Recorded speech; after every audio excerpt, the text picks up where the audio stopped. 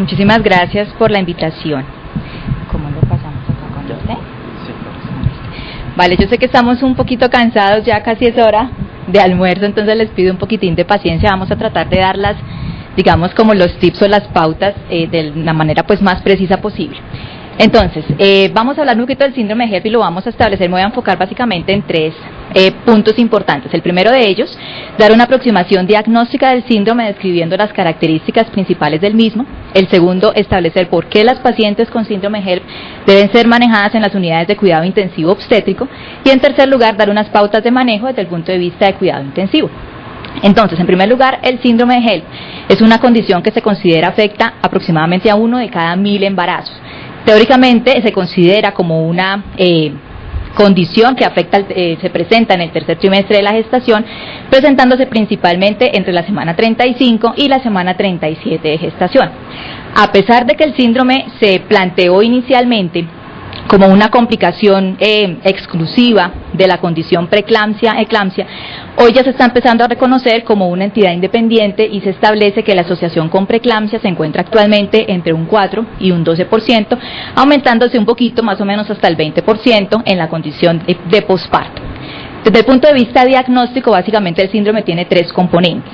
El primer componente es la hemólisis y básicamente la hemólisis tiene a su vez tres elementos diagnósticos. El primero de ellos y tal vez el más importante es la anemia hemolítica microangiopática que pues podemos identificar a través de la documentación de esquistocitos, equinocitos o células Burr en el extendido de sangre periférico. El segundo componente de la hemólisis está definido como la elevación de las bilirrubinas con punto de corte de bilirrubina total de 1.2 a expensas de la indirecta. Y el tercer elemento de la hemólisis es la elevación de la LDH con punto de corte de 600 unidades por litro. El segundo componente diagnóstico del síndrome HELP es la elevación de las transaminasas, que ya pues dejamos muy claro que lo utilizamos, la aspartato-aminotransferasa con punto de corte de 70 unidades por litro. Y el tercer componente de la triada es la trombocitopenia, que planteamos ya con punto de corte de 150.000 plaquetas y ya mencionamos por qué. La idea básicamente es que cuando tenemos un síndrome HELP, el objetivo es que tengamos los tres criterios y con los tres parámetros clasificamos la paciente en tres grupos.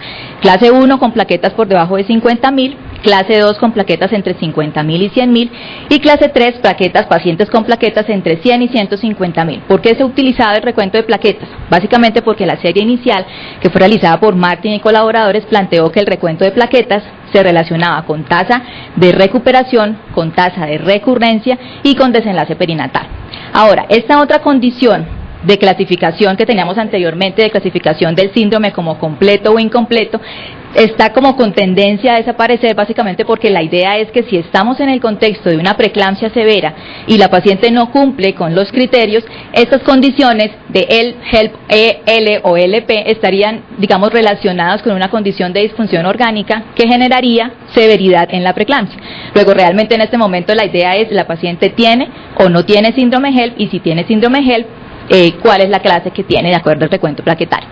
Ahora, el segundo punto de la charla es por qué las pacientes con síndrome HELP deben ser manejadas en las unidades de cuidado intensivo obstétrico.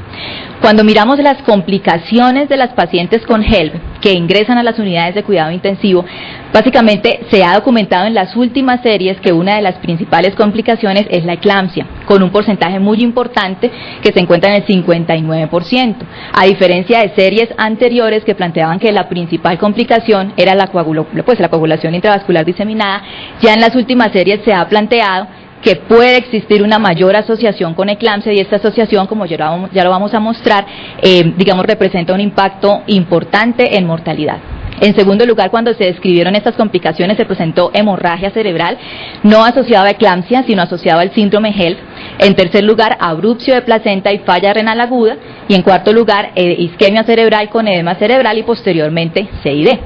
Entonces, si establecemos una asociación importante entre la condición de eclampsia y síndrome HELP, la siguiente pregunta sería, ¿qué impacto tiene esta concurrencia en cuanto a la mortalidad materna? Este estudio hizo la evaluación de las series publicadas desde 1996 hasta el año 2008, donde se incluye un estudio de Colombia en el año 98, donde trata de evaluar qué tanta mortalidad se puede atribuir a las tres condiciones. Y ellos encontraron, como lo... Ya, y ellos encontraron que la mayor parte de los casos de mortalidad en estas series estaba relacionado con la concurrencia eclampsia, síndrome HELLP. En segundo lugar, muertes maternas asociadas a eclampsia como entidad aislada, y en tercer lugar, muertes maternas asociadas a síndrome HELLP. Pero cuando hicieron la evaluación de las causas de muerte en los 3 estudios, se encontró que la principal causa de muerte fue la hemorragia cerebral. Luego nuestras pacientes se siguen muriendo de hemorragia cerebral asociado a síndrome HELLP o asociado a la concurrencia síndrome HELLP eclampsia. Inclusive se considera que esta condición de eclampsia forma parte de la triada de la muerte en la condición de preeclampsia o síndrome HELLP. Ahora, la otra pregunta es, ¿qué tantas pacientes con síndrome HELLP están ingresando a nuestras unidades de cuidado intensivo? Y quise traer básicamente esta publicación que se realizó en el año 2010, donde establecen que el principal motivo o causa de ingreso de las pacientes obstétricas a la unidad fue la preeclampsia, que ya lo hemos mencionado en varias ocasiones en las charlas. En segundo lugar, la hemorragia. En tercer lugar, la falla respiratoria. En cuarto lugar, la eclampsia. Y en quinto lugar, la sepsis. Pero lo quise traer porque en el texto ellos mencionan que el 29% de las pacientes cursaban con síndrome HELLP. Luego no se reconoció como una entidad independiente, se reconoció como una complicación de otra entidad que es la preeclampsia. Y en la medida en que nosotros establezcamos que el síndrome HELLP puede ser una entidad independiente, realmente estableceríamos, y siendo estricto, sería la segunda causa o el segundo motivo de ingreso de las pacientes a nuestras unidades. Ahora, la otra pregunta es, ¿por qué la unidad de cuidado intensivo obstétrico?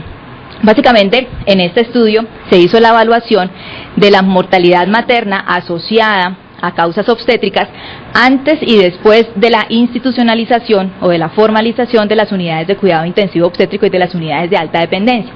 Y se documentó básicamente un descenso importante de la mortalidad materna, de un 18-21% aproximadamente en estas series, hasta, vean en este dato tan importante, 2.3% en esta serie del 2000 a 7.5% en una serie del 2002.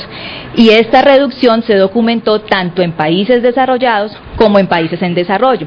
Luego, realmente lo que se observó fue una tendencia a una reducción de la mortalidad materna cuando las pacientes complicadas con síndrome HELLP ingresaban a las unidades de cuidado intensivo obstétrico. Entonces, definitivamente esta condición justifica el ingreso de las pacientes y el manejo de las pacientes en las UCIs obstétricas, que son UCIs pues especializadas. Ahora, voy a dar pues unas pautas de manejo, ya muchas de ellas, digamos, las hemos mencionado durante la mañana, y lo vamos a hacer a través de un caso clínico. Simplemente la idea es hacer como un refuerzo de las condiciones. Entonces, este caso clínico corresponde a una paciente primigestante de 26 años que ingresó a la institución con un embarazo de 30 semanas, un diagnóstico de una preeclampsia severa, pero con condición materna y fetal estable, de tal manera que el grupo de perinatología planteó básicamente esquema de maduración pulmonar, un manejo expectante y posteriormente terminación del embarazo. Sin embargo, la paciente desarrolló durante el transcurso de la observación un síndrome HELLP clase 2, desarrolló una bradicardia fetal y la paciente pues fue llevada a una cesárea de urgencia. En el posoperatorio inmediato, la paciente desarrolló hipotensión sostenida, oliguria persistente, un sangrado activo y profuso por el sitio operatorio y fue trasladada a la unidad de cuidado intensivo. A la unidad llegó pues en estas condiciones clínicas, y estos fueron los reportes de laboratorio que tenía al ingreso: una hemoglobina de 7, unas plaquetas de 37.000, PT de 28, PTT de 93, fibrinógeno de 167, productos de degradación de la fibrina por encima de 40, ASAT de 6.234, LDH de 9.378, bilirrubina total de 6 y creatinina de 0.9. Entonces, la paciente tenía básicamente 4 problemas importantes, y vamos a dar los tips de manejo teniendo en cuenta esas 4 condiciones. El primero de ellos es la coagulopatía. Entonces, en coagulopatía, definitivamente, en este caso clínico, la paciente cumple los criterios para CID planteados por el grupo japonés del score modificado, cumple los criterios. Entonces, partiendo de ese punto, este es el consenso de expertos también establecido por el grupo japonés para el manejo de la CID, donde establecen las recomendaciones de transfusión en el contexto de CID. Y básicamente ellos definen estas recomendaciones: transfusión de glóbulos rojos con hemoglobinas por debajo de 7, transfusión de plasma con tiempos por encima de 2 veces el valor normal, INR por encima de 2, fibrinógeno por debajo de 100, y transfusión de plaquetas en pacientes que tengan plaquetas por debajo de 50 y sangrado activo. En el embarazo, básicamente tenemos cambio en los objetivos en 2 parámetros importantes. El primero de ellos es la hemoglobina, porque buscamos objetivos de 8 y no de 7.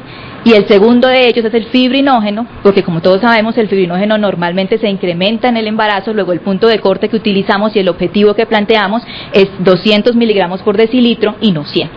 Con respecto a las plaquetas, seguimos utilizando el parámetro establecido o utilizado en la población general, pero hay que tener en cuenta que las pacientes con síndrome HELLP y con plaquetas por debajo de 70.000 son pacientes que están definitivamente en una condición de hipocoagulación. Ahora, el otro escenario es el escenario de la paciente que cursa con una hemorragia masiva, con un sangrado masivo que requiere activación del protocolo de transfusión masiva. En este momento tenemos nosotros en obstetricia 3 protocolos para transfusión masiva. Uno es el europeo, el otro es el americano, y este protocolo que les quise traer es el protocolo australiano. Realmente lo traigo porque en mi concepto es uno de los más fáciles de aplicar y más fáciles de recordar porque pues tiene muchas similitudes o se asemeja mucho al protocolo que plantea el Damage Control en trauma. Ellos básicamente lo que definen es, tenemos 3 paquetes. Si la paciente cumple con criterios de transfusión masiva, el primer paquete debe contener 4 unidades de glóbulos rojos, 4 de plasma. Si la paciente persiste con estos criterios, el segundo paquete debe contener 4 unidades de glóbulos rojos, 4 de plasma, 10 de plaquetas.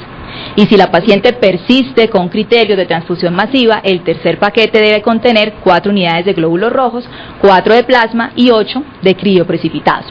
Ahora, en este punto vale la pena hacer, énfasis en el espacio tan importante que tiene el factor 7A recombinante en hemorragia obstétrica. Ya eso lo tenemos claro, ya eso lo tenemos definido, pero quiero mencionar simplemente que además de las condiciones para la administración de pH, temperatura, fibrinógeno y plaquetas, que pues en muchas ocasiones establece la dificultad para utilizarlo en pacientes con síndrome HELLP, básicamente se tiene la recomendación de una dosis temprana. Y la dosis temprana se define como una dosis antes de las primeras 14 unidades de glóbulos rojos. Luego, por esa razón traigo este protocolo porque ellos plantean, si la paciente tiene hemorragia masiva, cumple criterios para transfusión masiva, completa los 3 paquetes, el siguiente paso es factor 7A recombinante y luego se continúa, con el algoritmo que se ha planteado en hemorragia obstétrica. Ok, el otro problema importante de la paciente pues era su estado hemodinámico. En el estado hemodinámico y síndrome HELLP podemos tener básicamente 2 escenarios. El primero de ellos es la crisis hipertensiva emergencia, en la cual pues ya mencionamos que tenemos 1 hora de tiempo para controlar las presiones y ya el doctor Mauro pues nos hizo la evaluación del manejo de la crisis hipertensiva. Simplemente quiero recordar que tenemos las 2 líneas de manejo y la primera línea tiene 3 opciones, la betalol, hidralazina, nifedipino. Cualquiera de las 3 se puede usar, la idea es utilice la que tenga y la que sepa usar en forma adecuada. El segundo escenario es el escenario de la paciente que cursa con hipotensión y que cursa con estado de choque.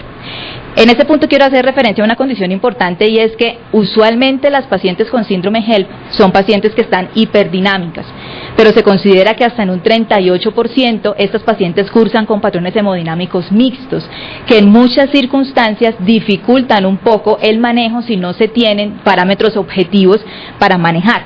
Entonces, de aquí se establece, pues ya lo mencionamos en las otras charlas, la necesidad y la justificación para hacer monitorización invasiva en estas pacientes, y a pesar de que el catéter de arteria pulmonar es una, estrategia que en muchos estudios se ha controvertido y se define que no cambia el desenlace de los pacientes, yo creo que lo debemos mirar desde un punto de vista más crítico, porque muchos de esos estudios plantean el catéter como una estrategia terapéutica y no como una estrategia diagnóstica. Entonces yo creo que el punto aquí no es definir si inserto o no inserto el catéter, el punto es definir si sé interpretar de manera adecuada los resultados que me está dando el catéter para tomar la decisión, adecuada. Ya mencionamos básicamente que en este escenario de paciente con síndrome HELLP hay 3 indicaciones, no son indicaciones claras, son escenarios en los cuales se puede plantear la monitorización con catéter de arteria pulmonar y básicamente incluyen las pacientes que cursan con oliguria persistente, las pacientes que cursan con un shock de etiología no clara o las pacientes que desarrollan un edema pulmonar que no responde al manejo convencional y que definitivamente pues establece una etiología no clara. En este caso clínico específicamente se decidió el uso del catéter de arteria pulmonar, básicamente porque la paciente persistía oligúrica. Entonces, esta fue la evolución hemodinámica de la paciente. Cuando se decidió insertar el catéter, la paciente estaba con una infusión de dopamina a 5 microgramos kilo minuto, básicamente esos eran los parámetros. Por la taquicardia específicamente se realizó el cambio de la dopamina a la noradrenalina, y a las 12 horas de control o de la hemodinamia de control de la paciente se documentó un descenso progresivo en los trabajos ventriculares, principalmente en el trabajo ventricular izquierdo, con una tendencia pues en incremento en las resistencias vasculares sin que estuvieran fuera del rango de normalidad en el embarazo. Sin embargo, el grupo que estaba manejando a la paciente en ese momento decidió utilizar inodilatación, utilizó dobutamina, de tal forma que a las 20 horas la paciente estaba estable hemodinámicamente y se inició el proceso de titulación del soporte hasta que se suspendió.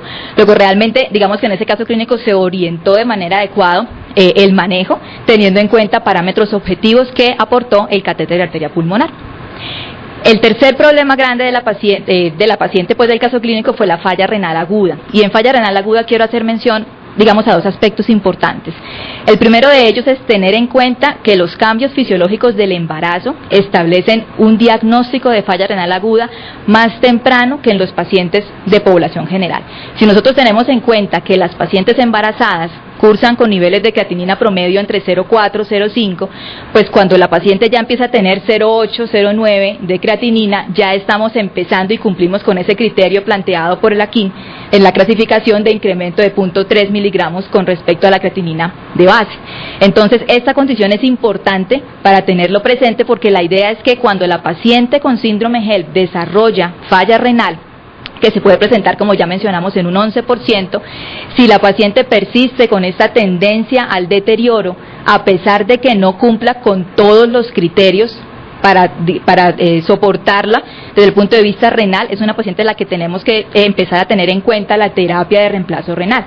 Me explico, si la paciente ingresó, por ejemplo, esta paciente ingresó con creatininas de 0,9, que ya de por sí son elevadas en el embarazo, persistió oligúrica, la paciente incrementó los niveles de creatinina hasta que llegó a 1,4, y en ese punto ya se decidió inicio de terapia de reemplazo renal. O sea, la idea es tratar de enmarcar la paciente, obviamente cada paciente y cada caso pues es individual, pero la idea y el punto que yo quiero dejar claro es que si definitivamente establecemos que la evolución clínica de la paciente no es adecuada, no debemos esperar a que cumpla todos los criterios, porque en ese punto ya estamos tarde, y se considera que la terapia de reemplazo renal temprana en pacientes con síndrome HELLP que desarrollan falla renal aguda se recupera en un 85% en forma completa. Luego es una condición importante que debemos tener en cuenta. El cuarto problema de esta paciente fue el manejo de la vía aérea, y realmente de este caso se derivó un reporte de caso enfocado en el manejo de la vía aérea. Entonces, que lo quise traer porque digamos que es una alternativa que se plantea. Obviamente que ese aspecto lo dejo pues a los anestesiólogos, pero digamos que es una alternativa que podemos tener en mente. Entonces, el caso era el siguiente: era una paciente embarazada, era una paciente obesa, era una paciente con preeclampsia en anasarca, con edema de labios, con edema de lengua, y pues una paciente Malampati 4. Entonces, pues obviamente vía aérea difícil. El grupo que manejó a la paciente cuando fue llevada a cesárea, el grupo de vía aérea difícil planteó dos estrategias. Plan A era 3 intentos de intubación con laringoscopia, y plan B, inserción de dispositivo supraglótico. El plan A falló, entonces fueron al plan B y utilizaron una máscara laríngea Prosil número 4. Se insertó sin ninguna complicación, se ventiló la paciente sin ninguna complicación, pero llamó la atención que en el posoperatorio, cuando ingresó a la unidad de cuidado intensivo, se continuó el soporte con la máscara, no se hizo cambio del dispositivo. ¿Por qué razón? Cuando se hace la evaluación del caso clínico, ellos establecen que la paciente tenía buenos volúmenes corrientes, tenía buenos índices de oxigenación, había sincronía paciente-ventilador, y adicionalmente se preveía que el soporte no iba a ser a largo plazo porque la paciente no fue intubada por falla respiratoria, sino por el procedimiento que se iba a realizar. Y demuestran o establecen ellos en su caso que tuvieron éxito con un tiempo de soporte respiratorio posoperatorio de 480 minutos, se logró hacer el proceso de liberación de la ventilación mecánica y finalmente se extubó a la paciente sin complicación. Entonces, como les digo, este tema obviamente es del grupo específicamente de anestesiología, pero en el contexto pues de la cirugía, pero se plantea como una estrategia porque en muchas ocasiones estos pacientes pues representan un reto para el manejo de la vía aérea. Por último, entonces, quise traerles a ustedes los resultados de las revisiones sistemáticas que se publicaron en el año 2010 y 2011 con respecto a terapia anticonvulsivante y esteroides, ya definimos muy claramente que el uso de la primera línea de manejo en anticonvulsivantes pues es el sulfato de magnesio, y con el uso de esteroides, que anteriormente se planteaban dosis altas de esteroides para el manejo de las pacientes con síndrome HELLP, en este momento está reevaluado, ya se ha definido que no hay cambios, no hay diferencias ni en cuanto a mortalidad materna ni en cuanto a mortalidad perinatal. Luego definitivamente está reevaluado el uso de esteroides en dosis altas para manejo de síndrome HELLP. Los esteroides se utilizan, como lo hemos mencionado, para el proceso de maduración pulmonar fetal básicamente.